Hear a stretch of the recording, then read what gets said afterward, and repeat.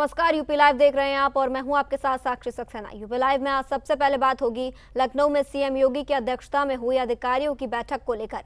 तो देंगे जानकारी कि मुख्यमंत्री योगी आदित्यनाथ ने भारतीय गन्ना अनुसंधान संस्थान कृषि विज्ञान कांग्रेस का उद्घाटन कर क्या कुछ कहा।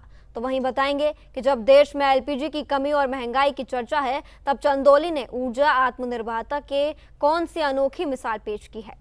दिखाएंगे आपको कि बेमौसम बारिश से किसानों और बागवानों को किस तरह हुआ है नुकसान। इसी के साथ ही देंगे जानकारी उत्तर प्रदेश की हर छोटी बड़ी खबर की। लेकिन सबसे पहले खबर सीएम योगी को लेकर।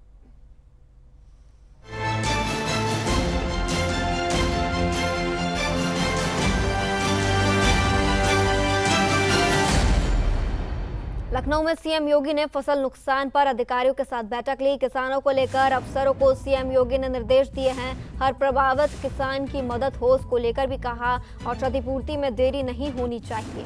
तत्काल सर्वे व भुगतान के भी निर्देश दिए गए। आपको बता दें, लखनऊ में किसान को लेकर सीएम योगी ने बैठक ली है। फसल नुकसान पर यह बैठक हुई। अधिकारियों के साथ सीएम योगी ने बैठक ली। किसानों को लेकर अफसरों को सीएम योगी ने निर्देश दिए हैं और कहा है कि हर प्रभावित किसान को मदद हो, क्षतिपूर्ति में देरी नहीं होनी चाहिए। इसी के साथ ही तत्काल सर्वे व भुगतान के भी निर्देश दिए गए।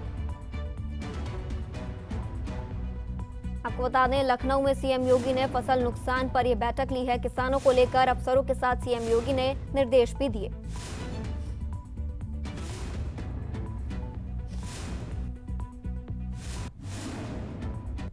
लखनऊ में उत्तर प्रदेश की कृषि क्षेत्र में एक बड़ी पहल शुरू हो गई है। मुख्यमंत्री योगी आदित्यनाथ ने भारतीय गन्ना अनुसंधान संस्थान में 6वीं उत्तर प्रदेश कृषि विज्ञान कांग्रेस 2026 का उद्घाटन किया। ट्रांसफॉर्मिंग एग्रीकल्चर फॉर विकसित कृषि विकसित भारत 2047 इसकी थीम पर आधारित है। इस अवसर पर मुख्यमंत्री ने क्या कुछ कहा, देखिए इस रिपोर्ट में।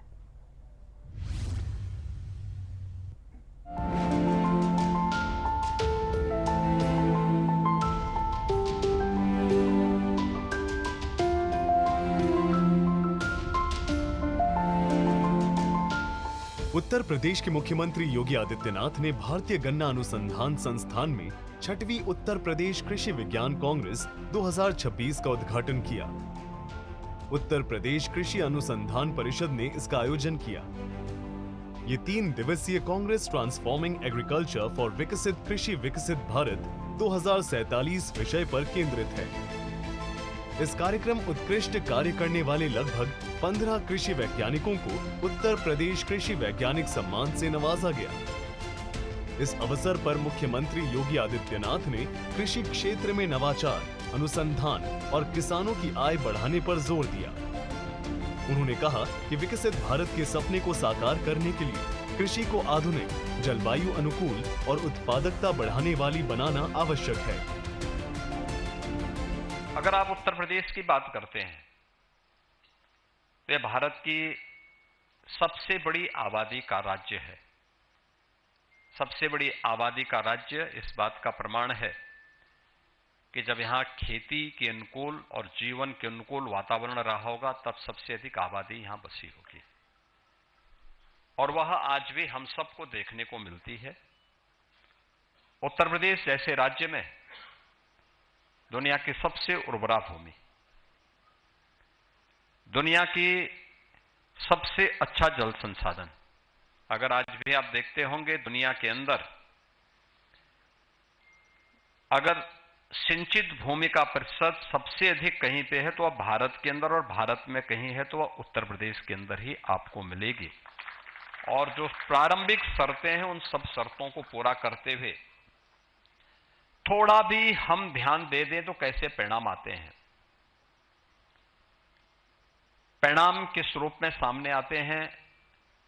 भारत की कृषि योग्य, भारत की कुल आबादी का 16 से 17% उत्तर प्रदेश में निवास होती, जनसंख्या उत्तर प्रदेश में निवास करती है। लेकिन कृषि योग्य भूमि में, भारत की कुल कृषि योग्य भूमि में कुल 11% यूपी के पास है। लेकिन खाद्यान्न उत्पादन, इसी 11% भूमि में हम भारत के कुल खाद्यान्न उत्पादन का 21% उत्पादन अकेले उत्तर प्रदेश करता है।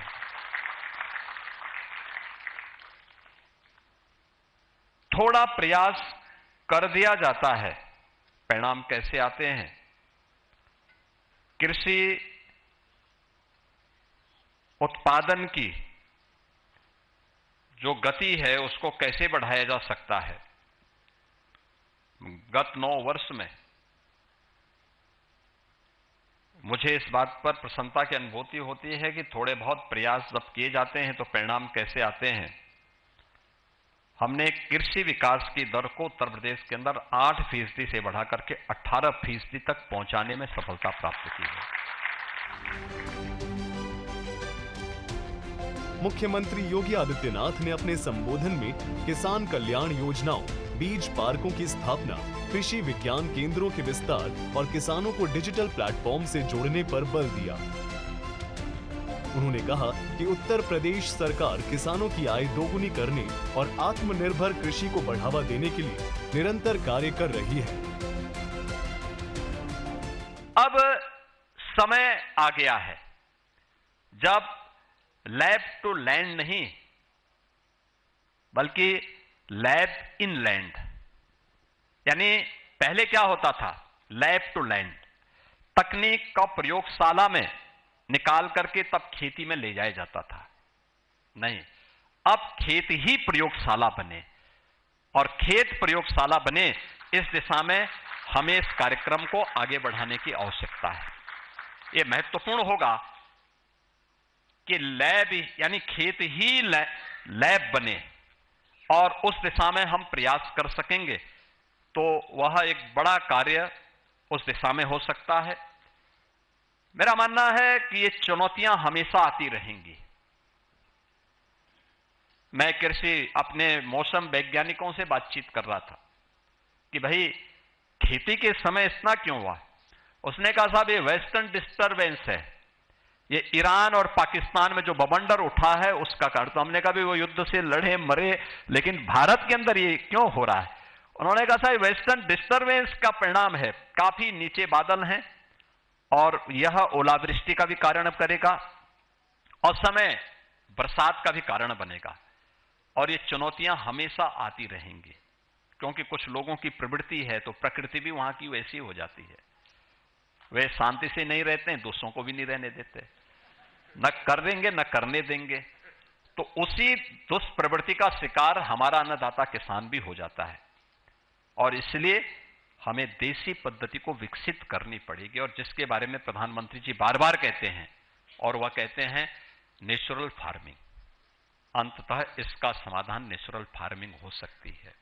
चुनौती हमारे सामने आती है और उस चुनौती का सामना कैसे हम कर सकते हैं इसके बारे में भी हमें, और मैं अपने कृषि वैज्ञानिकों से जरूर कहूंगा, तकनीक आवश्यक है लेकिन फार्मिंग को कैसे और अच्छा किया जा सकता है इस दिशा में भी कुछ कार्य किए जाने की आवश्यकता है। कांग्रेस में देश भर के कृषि वैज्ञानिकों, शोधकर्ताओं, विशेषज्ञों और कृषि हितधारकों का बड़ा जमावड़ा है जो कृषि कायाकल्प और सतत विकास पर चर्चा करेंगे। ये कांग्रेस उत्तर प्रदेश को कृषि अनुसंधान का हब बनाने और विकसित कृषि विकसित भारत के लक्ष्य को प्राप्त करने में महत्वपूर्ण भूमिका निभाएगी। भारतीय गन्ना अनुसंधान संस्थान जैसे प्रतिष्ठित केंद्र में आयोजित ये कार्यक्रम कृषि विज्ञान के क्षेत्र में राज्य की प्रतिबद्धता को दर्शाता है। ब्यूरो रिपोर्ट, सूर्या समाचार।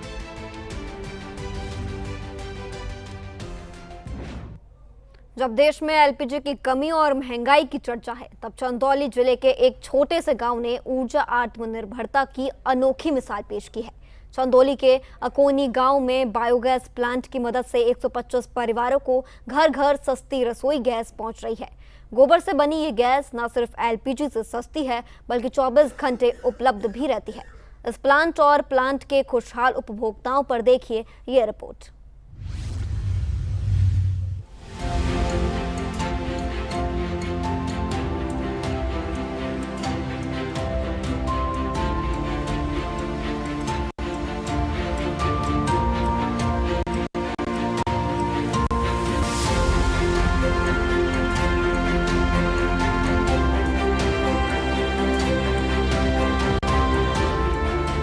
जब देश भर में इजराइल, अमेरिका, ईरान तनाव के कारण एलपीजी की आपूर्ति प्रभावित हो रही है और लोग सिलेंडर के लिए लंबी लाइनें लगा रहे हैं, तब उत्तर प्रदेश के चंदौली जिले के इकौनी गांव ने ऊर्जा आत्मनिर्भरता की मिसाल पेश की है। यहाँ के 125 परिवार पिछले 4 साल से बायोगैस से ही खाना बना रहे हैं और गैस की कोई कमी या लाइन नहीं लगानी पड़ रही। ये सफल मॉडल गांव के युवक चंद्र प्रकाश सिंह की दूरदर्शिता का नतीजा है।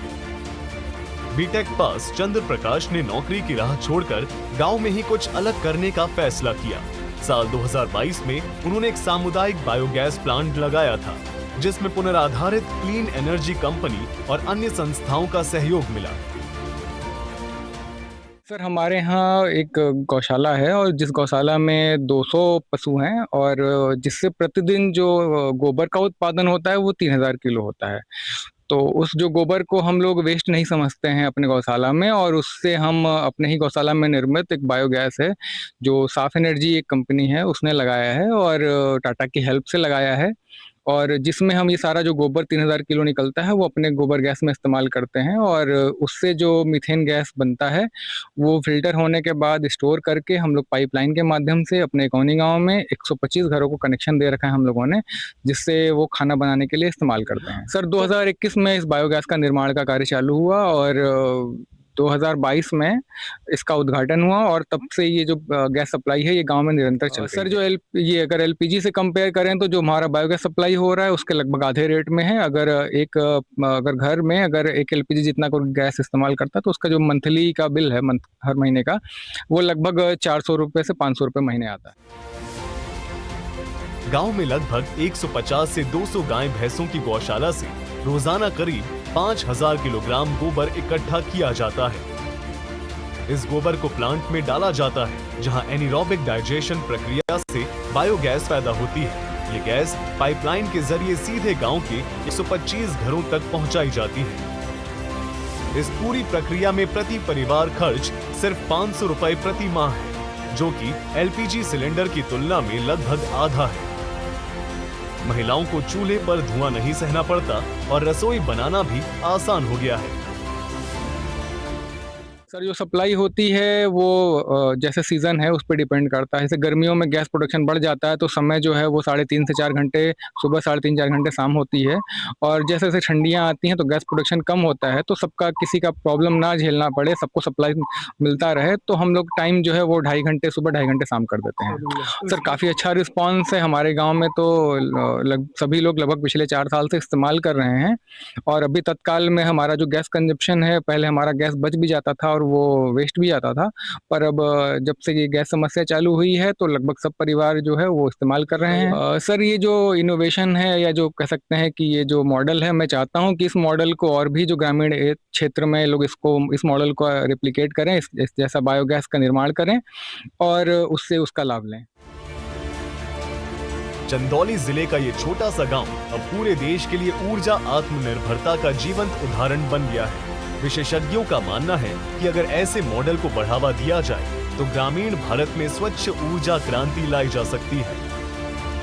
इकौनी गांव साबित कर रहा है कि बड़े बड़े संकटों में भी स्थानीय संसाधनों और युवा उद्यमिता से समाधान निकाला जा सकता है।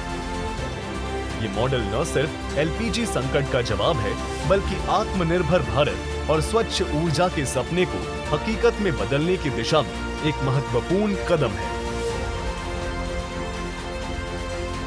ब्यूरो रिपोर्ट, सूर्या समाचार।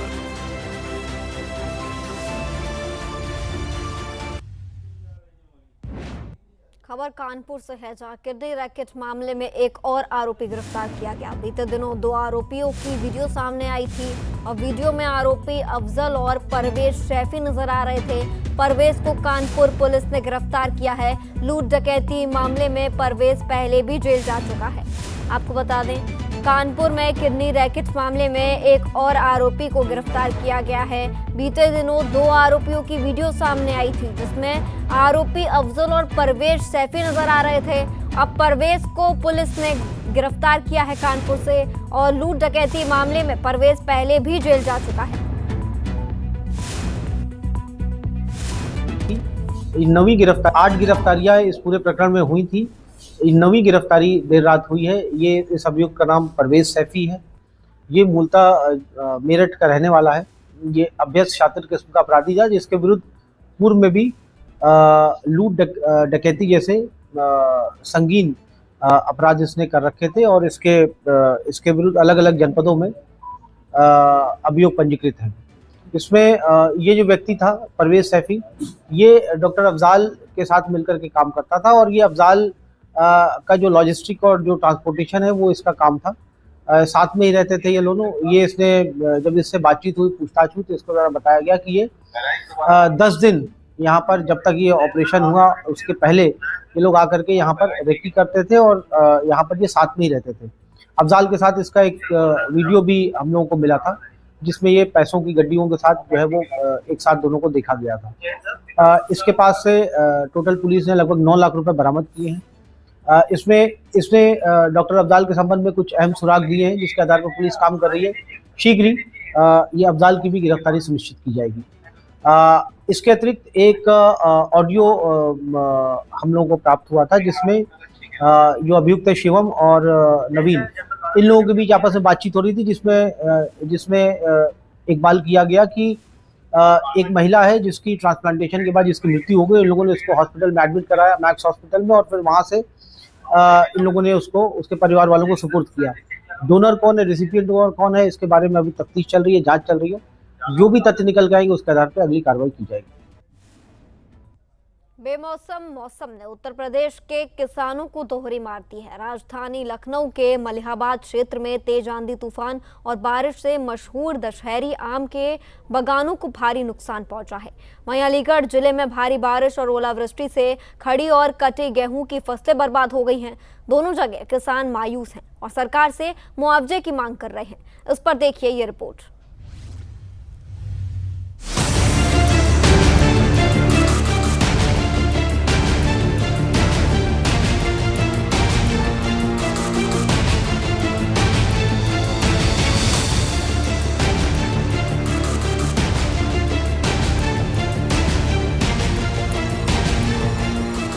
राजधानी लखनऊ और आसपास के क्षेत्रों में पिछले कुछ दिनों से आई तेज आंधी तूफान और बेमौसम बारिश ने मशहूर मलिहाबाद क्षेत्र में आम बागानों को काफी नुकसान पहुंचाया है। मलिहाबाद को दशहरी आम का हब माना जाता है, जहां हजारों किसान आम की खेती पर निर्भर हैं। तेज हवाओं के साथ हुई बारिश और आंधी से आम के पेड़ों से कच्चे फल बड़ी संख्या में गिर गए, जिससे किसानों को आर्थिक रूप से बड़ा झटका लगा है। स्थानीय किसानों के अनुसार कुछ बागानों में 30 से 40% तक फसल प्रभावित हुई है। तेज हवाओं ने पेड़ों की डालियां तोड़ी और फलों को जमीन पर गिरा दिया। कई जगहों पर पानी भरने से फलों में सड़क का खतरा भी बढ़ गया है। पहले से 40% बहुत बाग बगीचे आए थे, ठीक है। उसमें बराबर 3-4 बार बारिश और तूफान के कारण और आज भी इतनी तेज बारिश और तूफान हुआ है, उससे इतना गिरा जो मतलब थोड़ा बहुत आपको दिखाया भी जा सकता है। और इस हालात से ऐसा लग रहा है कि आम इस बार बिल्कुल साफ हो जाएगा। और इस बार जो आम की फसल हमारे यहाँ जो है, हर साल हम आम के ही सहारे से रहते थे। ये आम की बाग है, इसी से हम लोग जीवन यापन कर रहे थे। और अभी 2-3 बार जो है मौसम खराब होने के कारण इस बार भी जो है आम जो है बहुत नुकसान हुआ है। अब हम लोग ये भी सोच रहे हैं कि अब हम आगे हम सब लोग क्या कर सकते हैं। आम ही का सहारा था, अब क्या किया जाए इसमें। तो हमारी गुजारिश यही है कि सरकार से कुछ हो, इस पर ध्यान दे कि मतलब क्या हम करें, कहाँ जाएं, कैसे क्या करें। हाँ, ये करीब 40% बाग आई थी हमारी, इसमें करीब 20-25% लगभग खत्म हो गया है, सब खराब हो गया है। तो उधर अलीगढ़ जिले में पिछले कुछ दिनों से हुई भारी बारिश, तेज आंधी और ओलावृष्टि ने गेहूं की खड़ी फसल को भारी नुकसान पहुंचाया है। पककर तैयार खड़ी फसल तेज हवाओं से गिर गई, जबकि काटकर खेतों में रखे गट्ठर पानी से पूरी तरह भीग गए हैं। ओले की मार से कई जगहों पर फसल पूरी तरह बर्बाद हो गई है, जिससे किसान चिंता में डूबे हुए हैं। शनिवार और रविवार को जिले में कई इलाके, खासकर कोइल गबाना, खैर, इगलास, चंदौस, और आसपास के गांवों में तेज हवाओं के साथ बारिश और ओलावृष्टि हुई है। कुछ जगहों पर ओले इतने गिरे कि खेत सफेद चादर की तरह दिखने लगे। खड़ी गेहूं की फसल जमीन पर बिछ गई, जबकि कटी हुई फसल पानी में तैरती नजर आई। 4-5 दिन से लगातार बरसात हुई है ओले के साथ, इससे काफ़ी हानि हुई है। कुछ फसल खड़ी है, कुछ कटी पड़ी है, वो ओले में डूब रही है। और जो नुकसान आपका लगभग हमारी 40 बीघा जमीन है, उसमें फसल पड़ी है 2 एकड़ पड़ी है कटी हुई, और बाली भी टूट रही है खड़ी हुई की भी। वो जो नीचे पड़ी है वो गली हुई है। बाली कैसे टूटी है? ओले से। आप क्या चाहते हैं? हम चाहते हैं योगी आदित्यनाथ से चाहते हैं कि हमें फसल का मुआवजा मिले, कुछ जिससे हमें राहत मिले। हमें लगातार जो 3-4 दिन से वर्षा हो रही है ओले सहित, और उसमें आंधी तूफान साथ आ रहे हैं, फसलों को काफ़ी कुछ नुकसान है। जो खड़ी फसल थी वो गिर गई है, और गेहूं काला भी जो बाली है काली पड़ गई है, और कुछ खेत की बाली टूट गई है, जिससे 20 से 30% नुकसान है। और बहुत काफ़ी कुछ नुकसान है, खेतों में जल भी भर गया है। तो इसलिए मैं माननीय योगी आदित्यनाथ जी से, मुख्यमंत्री उत्तर प्रदेश सरकार से निवेदन करूंगा कि हमें उचित मुआवजा दिलाया जाए, जिससे हमारी भरपाई हो। मुख्यमंत्री योगी आदित्यनाथ ने बुधवार को अपने आवास पर अधिकारियों के साथ बारिश और तूफान के कारण फसलों को हुए नुकसान को लेकर के बैठक की। अब देखना होगा कि प्रदेश सरकार किसानों और बागबानों को किस तरह से राहत पहुंचाती है। ब्यूरो रिपोर्ट, सूर्य समाचार।